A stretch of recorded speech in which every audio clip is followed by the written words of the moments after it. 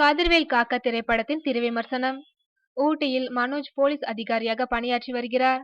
அங்கு 4 பேர் கொண்ட கும்பல் சட்டவிரோதமாக செயல்பட்டு வருவதாக தகவல் வருகின்றது. அந்த கும்பலை பிடிப்பதற்காக மனோஜின் நண்பரும் அவருடன் 4 போலீஸ்காரர்களும் செல்கின்றனர். அங்கு நடக்கும் துப்பாக்கி சூட்டில் போலீஸ்காரர்கள் கொல்லப்படுகின்றனர். இதில் மனோஜின் நண்பர் மட்டும் அந்த மர்ம கும்பலிடம் மாட்டிக்கொள்கின்றார். இந்த சமயத்தில் மனோஜ் அங்கு சென்று அந்த கும்பலை கொன்றுவிட்டு தன் நண்பரை காப்பாற்றுகிறார். அங்கு கிடைக்கும் தடயங்களை வைத்து பார்க்கும்போது அவர்கள் பெரிய இயக்கத்தை சேர்ந்தவர்களாகவும் சமூக விரோத செயல்களில் ஈடுபட இருந்தவர்கள் என்பதையும் கண்டுபிடிக்கின்றார். மேலும் இவர்களுக்கு பின்னால் இருக்கும் பெரிய கும்பலை பிடிக்க தீவிரம் காட்டுகிறார். இதற்கிடையில் மனோஜ் வினிதாவை காதலித்து திருமணம் செய்து கொள்கிறார். ஆனால் வினிதா மனோஜை கொலை செய்ய வேண்டும் என்ற எண்ணத்தில் செயல்பட்டு வருகிறார்.